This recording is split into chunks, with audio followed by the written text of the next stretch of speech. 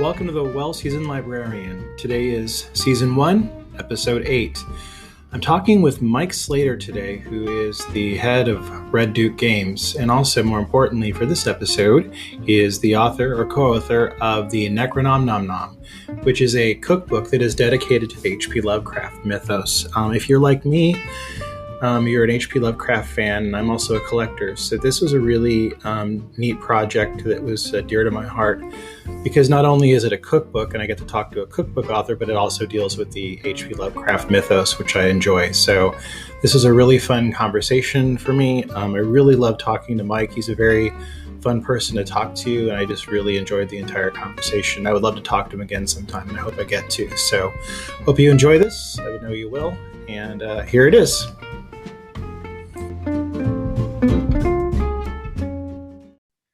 Hello, everybody. I want to welcome you to the podcast. Today, I'm interviewing Mike Slater from Red Duke Games. He is the author of the Necronomnomnom. And that's right. Everybody trips over that a little bit. Thank you, Dean, and hi, everybody out there in Podland. Wait, Podland, is that a thing? It makes it sound like we should check the basement. I think we should. Okay. It's the Necronomnomnom, cookbook of eldritch power. Okay, first up, I want to say, Ia Cthulhu Fatanga. Ia Cthulhu Fatanga. Get that out of the way. That's good. That'll help things go hopefully smoothly. I want to thank you for joining me on the podcast. I just want to get a brief background and bio on you for the people who don't know you. Sure, which would be, pretty much everybody. Yeah. So let's see. I have been a Lovecraft reader since I was a kid, which might explain a few things, because I probably should not have had access to Lovecraft at the age I picked him up. But you're walking through the B. Dalton bookstore and you see the Michael Whalen covers for the DAW editions of the book, and you just go, wow, what is this? I mean, I had recently been introduced to Dungeons and Dragons. I knew what Call of Cthulhu, the game, was. I'd been reading, Piers Anthony and Roger Zelazny, and so that was really where the Lovecraft thing started. I read them. I probably finished most of his works the first time in college, which did not by any stretch make me any kind of expert. I mean, just a fan. Right. But there was just something about them that, like for millions and millions of others, just stuck with me in terms of the quality of the storytelling and its differences to practically everything else I had ever read. Right. So, how did the idea for the Necronomnomnom come about? Well, back in the early 2000s, when the nom nom meme became a thing. Oh yeah. My brain heard that and immediately said, "Oh well, there should be a Necronomnomnom." And I laughed and I wrote it down on the little piece of paper that I carried in my wallet at the time, because smartphones weren't really a thing. At least I didn't have one at that point. And I stuffed it in my wallet, and it sat there and reminded me every once in a while that if I don't do this, someone else surely will. And so I began to accumulate ideas for what kind of recipes would go in such a book. And years and years later, when Tom Roach asked me if he wanted if we should start a game company together, I said, yeah. And you know what our first product should be, Tom? And he said, what? And I said, a cookbook. And he said, yeah. What? He just looked at me and I said, I have an idea. And by then I had like 37 recipes, jotted down at least at a name level. And of course, they were all egregious puns. Yeah. So when he stopped laughing, he said, I don't know if this is going to work, but I think it's great.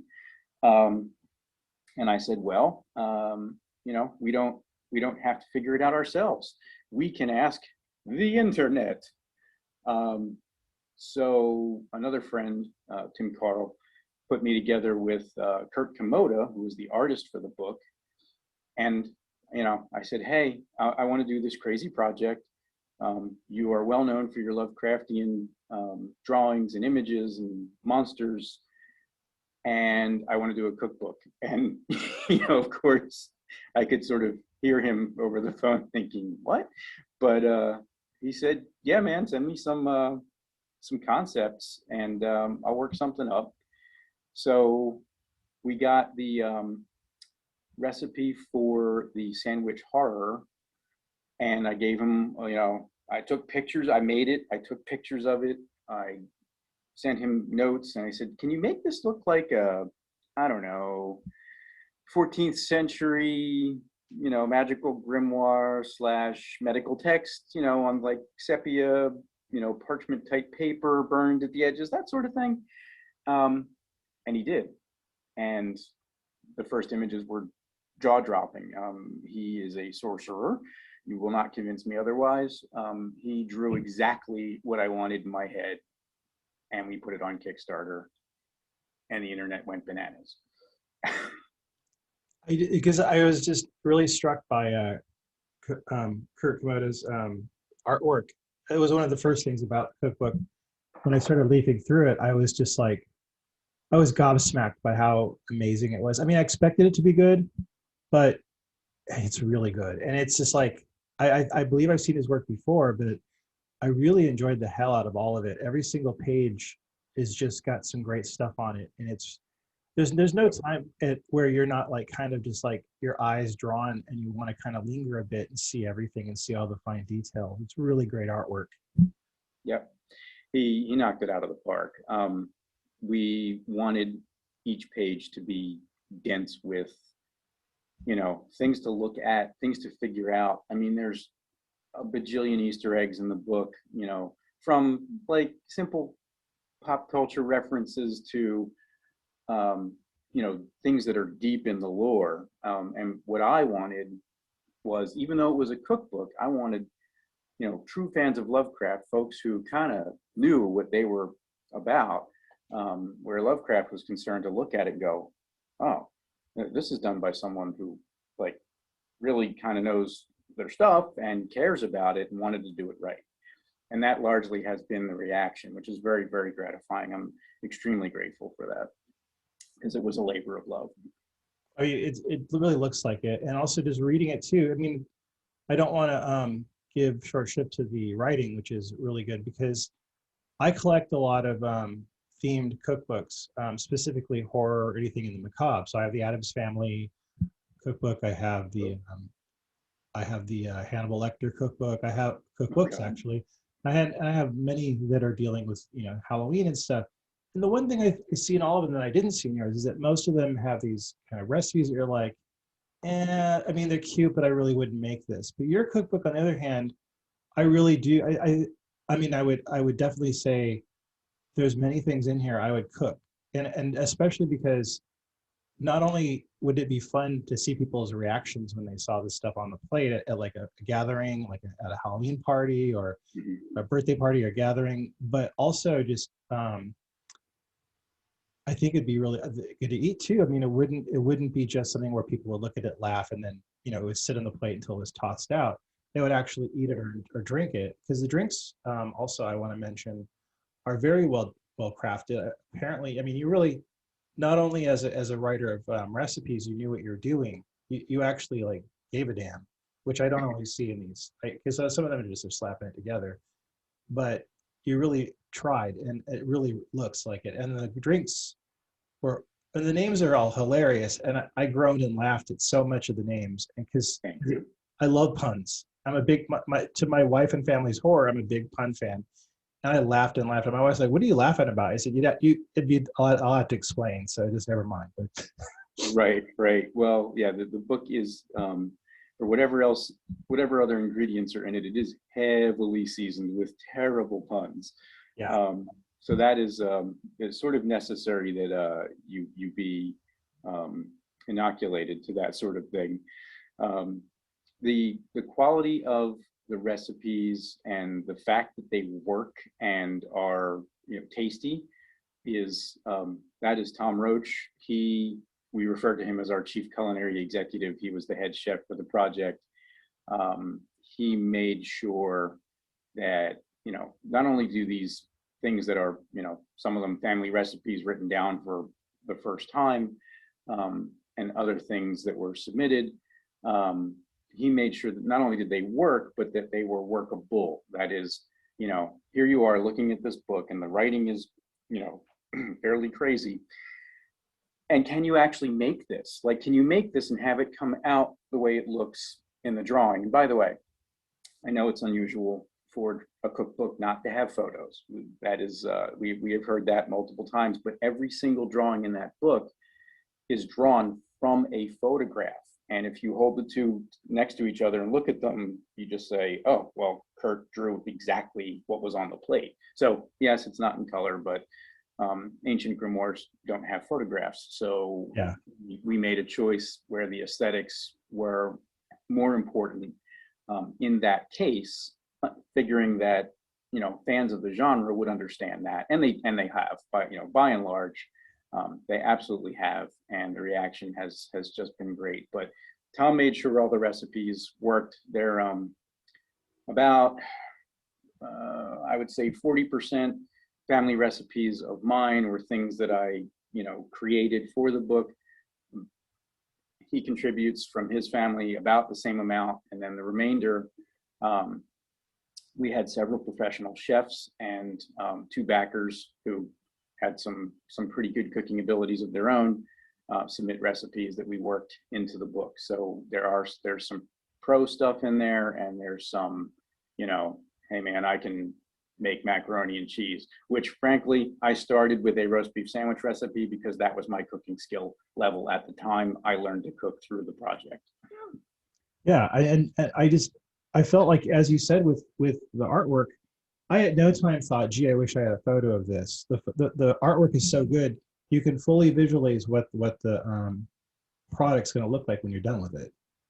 And if someone wants a photo, for most things, there's a photo out there on our Facebook page or Instagram, where the Necronomnomnom in both cases, and you can go see a photo either of something that we used to make the book, or many things that fans have submitted and put out there at this point, and some of their work is amazing. I mean, we ran a contest during the Kickstarter for a prize, but the task was to make the sandwich horror. And oh my gosh, the top three that we got back were like, first of all, they were better than mine. I mean, they were better made, they were better staged and photographed. It was, I mean, these folks just went all out. And I still have them, those photographs on my desktop, just because they were that good, and it gives me a warm feeling to remember those, and the reaction that people had during the creation of this thing. So yeah, you can get photographs, and we are super interactive with our fans. So if you email Red Duke Games LLC at gmail.com, or you go to our Facebook page or Instagram and find us and say, hey, can I get a photograph of this, or can you help me out with that? We always do that. We're happy to do that. So there's that as well. Some of the, I mean, I really grinned widely at some of them, because I really can conceptualize what people's reactions would be upon seeing them. Like at the Fountains of Madness, it's a cocktail that has these ice cubes that have gummy bears in them. And the way the drink is staged and everything, you're seeing these little ice cubes with what look like little frozen, I don't know, little creatures inside. Yep. And yep.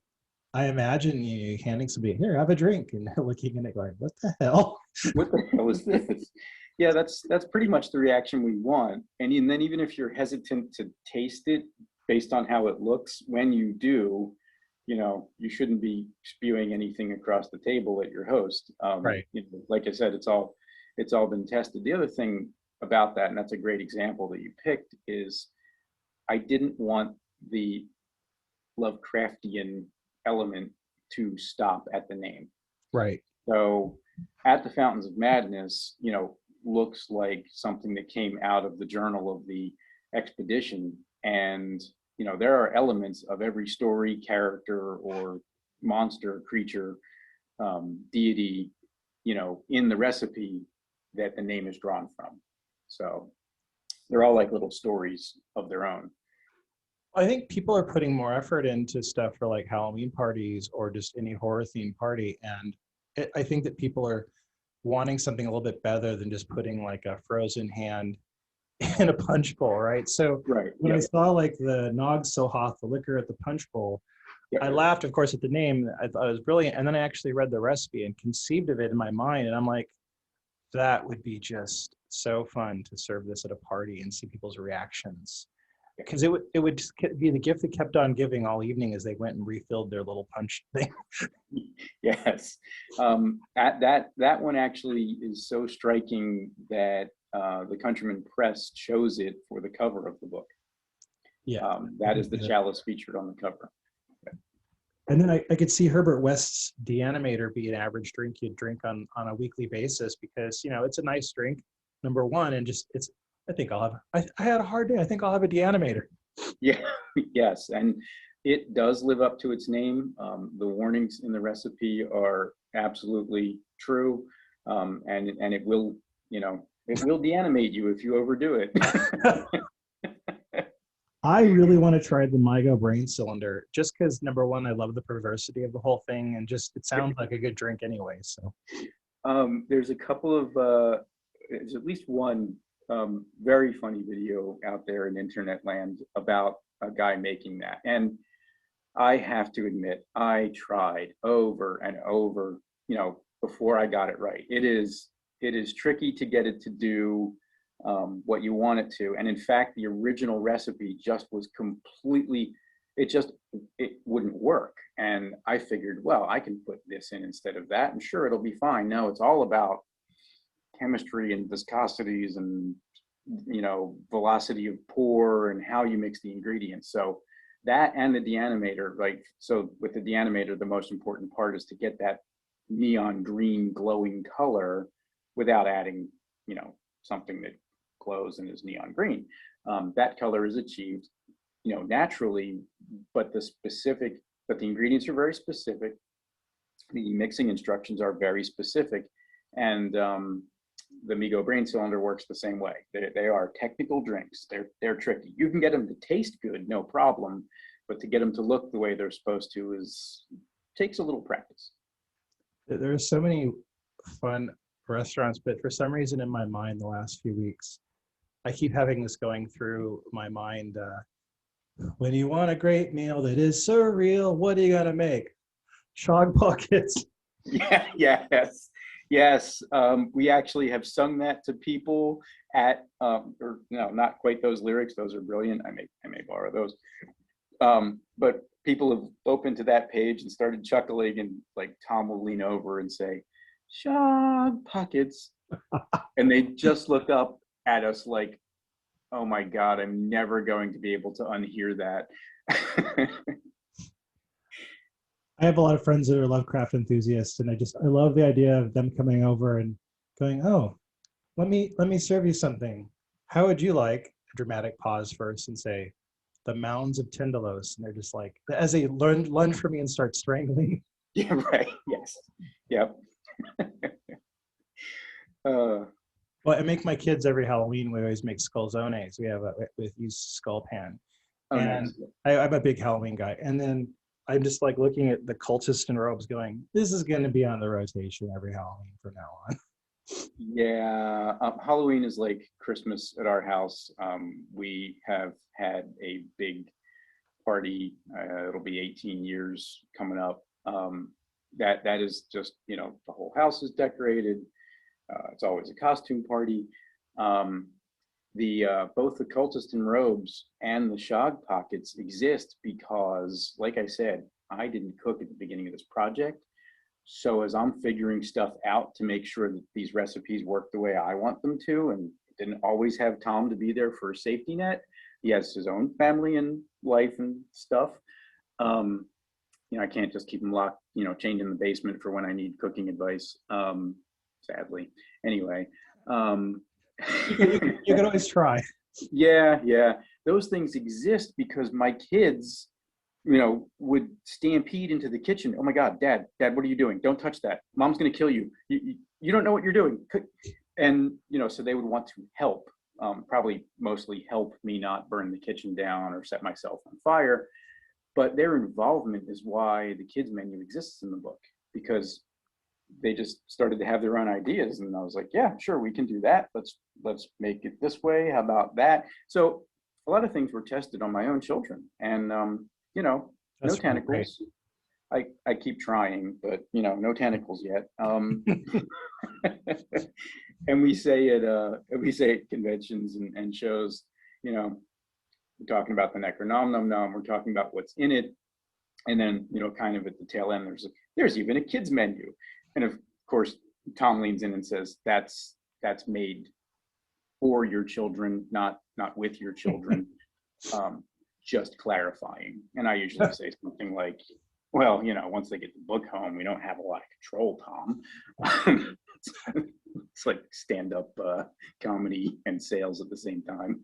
It's such a sense of fun with this. Like I said, I've had other cookbooks that, have some of it, but I think this one really is just a lot of fun. And I think anybody would love to get this. If they like horror, especially if they're a Lovecraftian fan and like to cook, I think this is just the best of all worlds. It's really a great cookbook. Thank you so much. It was the greatest amount of fun I ever had working incredibly hard on something. It was a lot of work, but like I said, it was a labor of love, and we enjoyed practically every minute of it. It was a blast, and it still is. I mean, we love having people run up to us at conventions and shows with their copy and say, can you sign this for me? And like, we always will, or great to see you guys again. Hey, is Kurt here? Can he make another doodle in the back of my book? Oh yeah. So, yeah.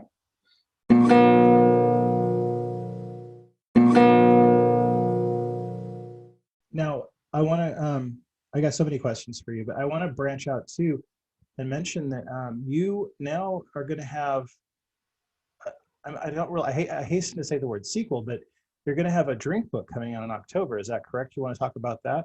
Yes, indeed. It is not a sequel. It is a companion.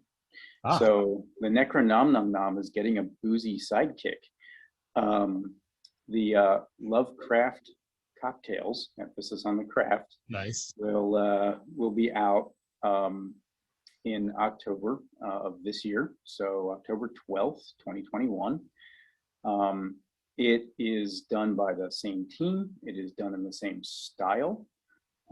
It's 75 plus cocktails. It's definitely plus.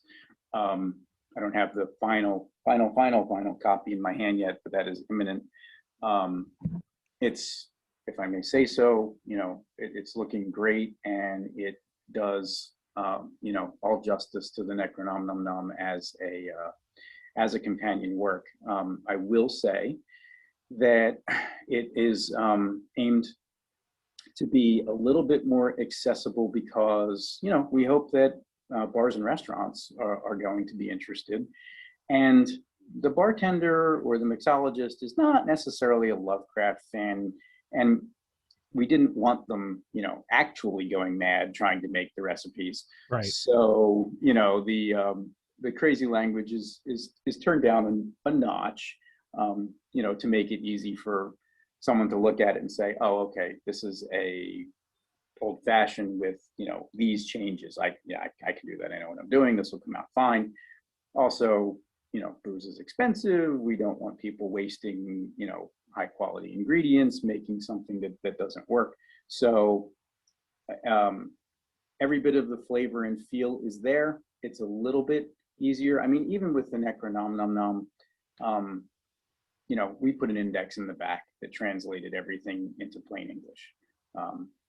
Just because sometimes you don't want to cook on hard mode and you just want to make something. Yeah.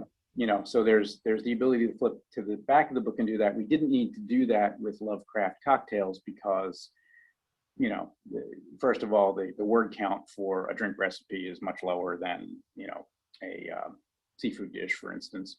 Yeah.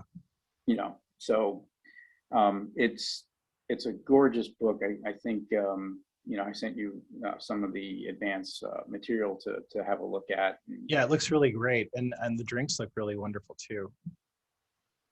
They are a lot of fun. I I don't think I'll get in trouble for saying that, I was talking with Countryman about, what's next. And of course, we are in the midst of a pandemic, and Right. should not be going out and, doing things that are unnecessary.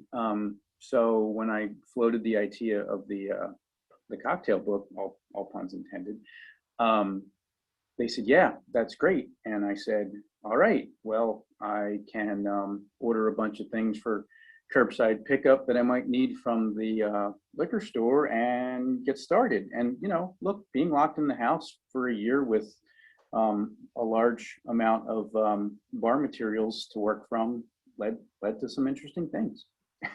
Yeah, and I think it'd be kind of fun to, have an excuse to buy some. I think there's a lot of really wonderful liqueurs out there and things you can get for drinks that you wouldn't always buy just for a lot of the, if you're just making gin and tonics all the time, you're not going to buy some of this stuff. But if you have the creative inspiration like this book would provide, you're like, well, I guess I should get some cassis, and I'll get some strega, and I'll get some some of the other liqueurs that you mentioned, and just to try and take them and use them. Oh, blue Curaçao or Curacao. Curacao, yeah. That's all right. I did the same thing in the beginning. Oh, that's how that's pronounced. Yeah, it's nice to have these things. And also, I really feel like all the drinks you're inventing would taste good, because, God, how many times have I been to a convention where somebody like, here's a Romulan ale, and you try to drink it and it tastes like Vicks NyQuil. Right. Yeah. Yes. So thank you for making something that's actually drinkable. Yes, I was very, very concerned about that. And Tom Roach kind of beat that into me. The recipes have to work, Joker. You can make the best pun or the worst pun, as the case may be, in the world, but people are going to consume these things and they better be able to enjoy them. And I am very gratified to say that a lot of these, from inception to imbibing, worked out well. There were quite a few that needed to be tweaked and tuned, and there was only one that was ever just thrown out, burned down, and started over from the beginning to get it to work. There was just one that we had the opportunity, actually, early on, to test on living beings, and out of the 7 that we brought, that one just didn't fly. And it was a case of, this tasted okay to me, but not everybody else. And I'm convinced to this day that is because I knew what was in it and that it should work. Damn it! But it just it just didn't. And I was not averse to starting that one over, and it's a much better drink for it. So yeah, I think that kind of happens anyway. I have my brother makes a lot of drinks and stuff like that, and he's trying out a lot of tiki drinks and stuff like that. I know a lot of people that try different stuff. They'll get like retro, books that have listings and stuff from like the 20s and 30s. And sometimes, you could read something right and do it right, and it doesn't always translate well, or it doesn't always, maybe somebody back in the 30s thought it was good, but you're drinking it going, wow, this is not great. Right. Yeah. We did ask some luminaries in the field for contributions and submissions, and I made and tested all of those. I mean, it would have been easy to cut and paste them and say, well, that's what they submitted, that's what it needs to be, but we did not go the easy route. There was time and opportunity to make sure that these things work the way that they thought they did, much like I had one that I thought was fine, wasn't. So yeah, my collaborators, very grateful to them, and their drinks are all picked out, specifically in the acknowledgments if people are curious who made what. Anything that isn't acknowledged, was mine. And about half of them, roughly half of them, are variations on classic cocktails, right? So the bartender can look at it, like I said, and go, okay, this is that, with these two things being different, off we go. And the other half are just completely mad, bonkers things that I made up to work with a terrible pun that I had thought up. Like martini shaken, not Hester. Yeah, yes. The shaken not Hester from the Necronomnomnom is a fan favorite.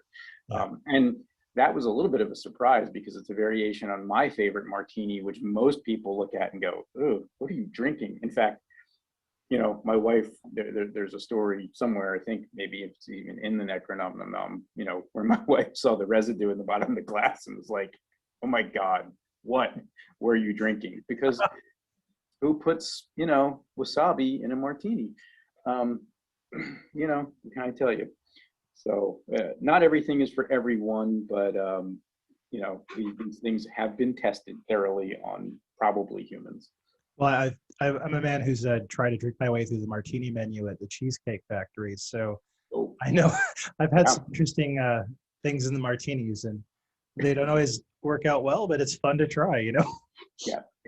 And people, just like with the Necronomnomnom, people will change things to their own taste, and that's perfectly fine. We are thrilled to inspire. There are no Necronomnomnom police. Nothing will reach out of the darkness to grab you if you change a thing because your dietary restrictions or preferences demand that this not be in it, or that should be in it.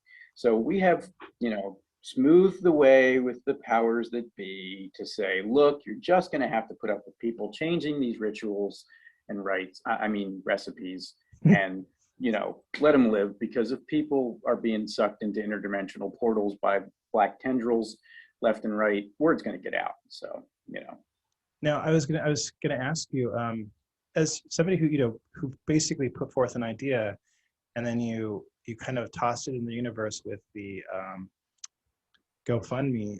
That must have been fairly gratifying to see such an upswell of interest and kind of love from the fan community. How did that feel, and how did that work out for you? I have an enduring gratitude to our Kickstarter backers. Those folks were incredible. So first of all, you put something out there and the world reacts to it. Like, how fast can you make this? Give me now. And that's an incredible feeling. But, as with many Kickstarters, the process was, not smooth. There were challenges that were unanticipated. Things came up. There were delays. Some things were harder to do than others. And, we communicated openly and frequently with everyone, and everyone was great. 2,000 people, basically, very close to that, just were super understanding. Their anticipation was palpable. Their involvement and their desire to communicate with us just really frankly set the tone and set the bar for everything that we have done since and will do in the future. We just talk to people, and it was a great experience. The feedback after they got these books was unbelievably gratifying. I know I've used that word a bunch in this interview, and I can't help it because it's real and it's there. These folks were fantastic. Well, the reviews were really favorable on Amazon, and people really love this. Are you looking? I know you got one coming out in October, but are you looking at other books in the future? Yes, there is a third tome planned. I'm actually in the process of getting together the samples so that I can hand them over to Kurt so that he can do his magic, so that we can take them back to the publisher and see if those fly. That is let's see. You know what? I'm gonna give your listeners a little preview here with the proviso that the names may not stick, and Right. At this point in the project, the course could change direction at the will of those who wield the ink. So there is a third work in planning. It is desserts and baked goods, and the working title is the Necro Yum Yum Yum. Very nice. I'm a big baker, so I'm looking forward to that too. It will be the most technical of the 3 books because, as you well know, baking is a science, not an art, and yes. don't get things right, they just fail. So yeah, we're gonna have to work extra hard to make these bulletproof. But I've got Tom and I've got my wife Maggie, who is an excellent baker. Nice. And some of the Necronomnomnom recipes, of course, are hers. A couple of her mom's, heavily tweaked to make them fit into the aesthetic, but mostly aesthetically tweaked and not changed in terms of flavor. So, but anyway, I digress. We will be working hard to make sure that anything that involves baking is bulletproof by the time it gets onto paper, if we provided that we get that far, and it'll be fun to work on either way.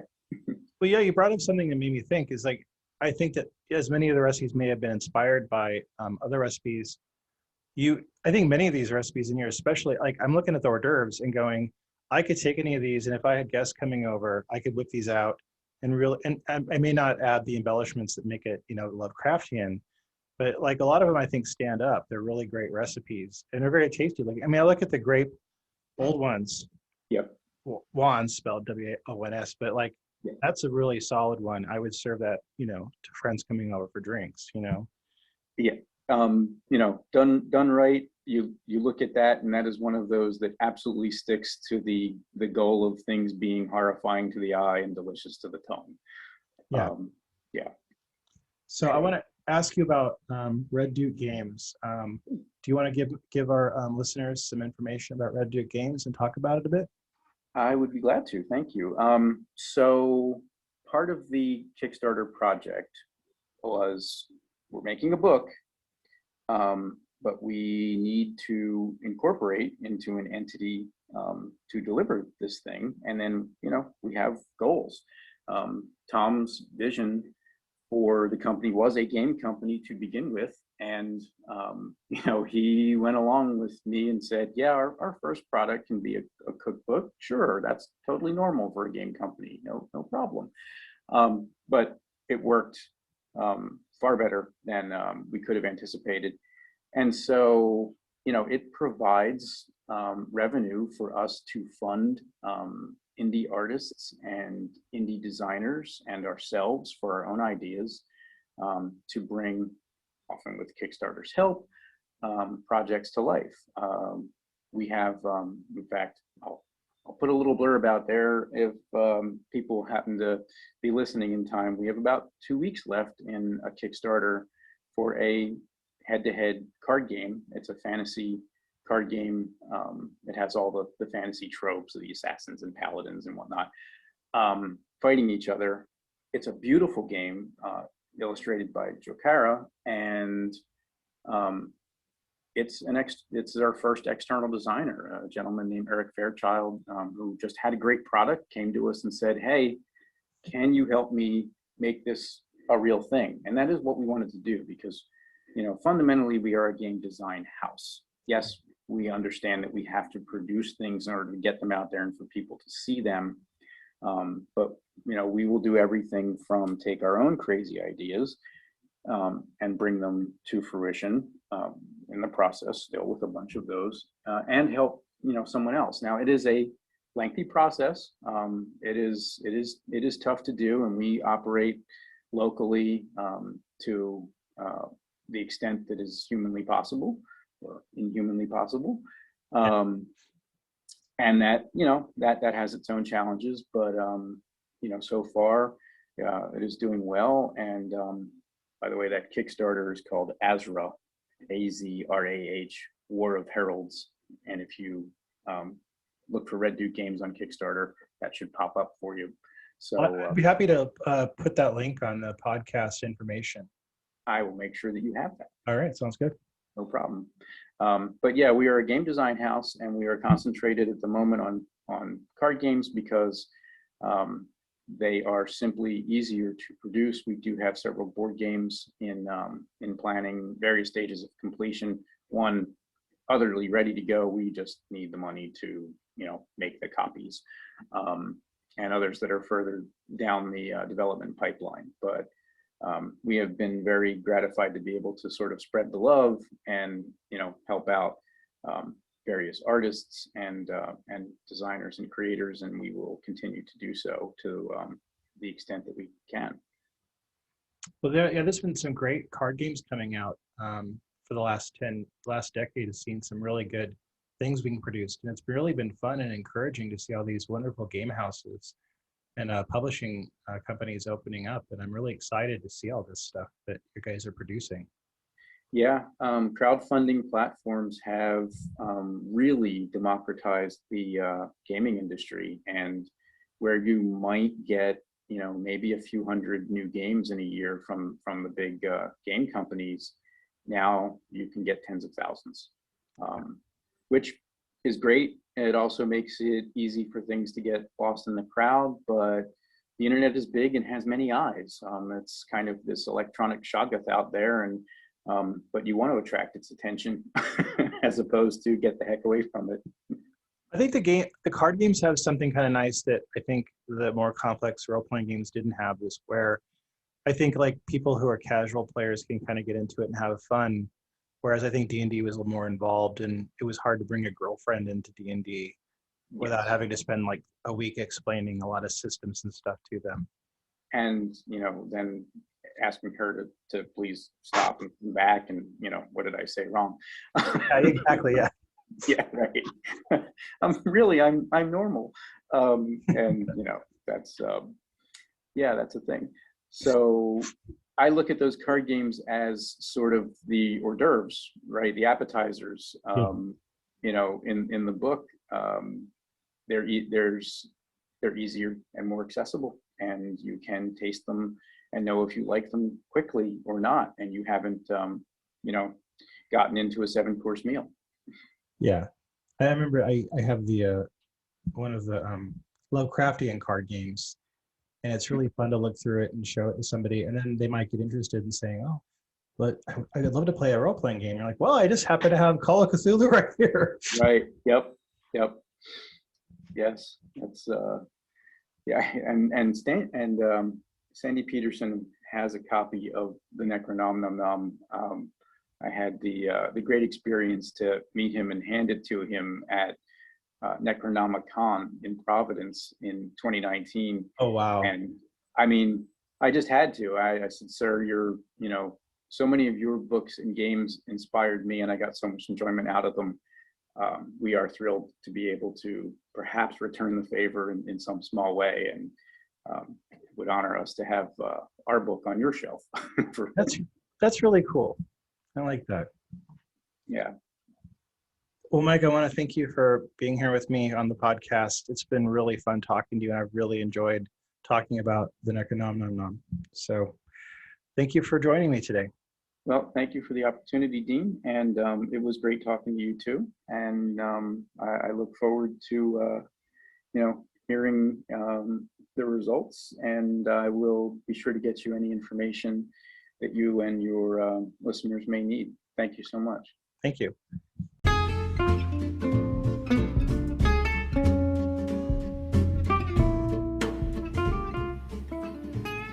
I hope you enjoyed that wonderful conversation with Mike Slater. I did very much, and I hoped again to have him on here again soon. They have a new cookbook coming out in October, and I'm going to lobby them really hard to join me then for that as well. I'm looking forward to it. Please join us next week with Portland, Oregon-based food writer Heather Arndt Anderson. I've read several books by her recently about my favorite topics: breakfast, of course, berries, and also chilies. If you're a food nerd and also like biology, history, and mythology, you're going to love her books, and I'm sure that you'll love the conversation, so please join me then. Until then, keep cooking.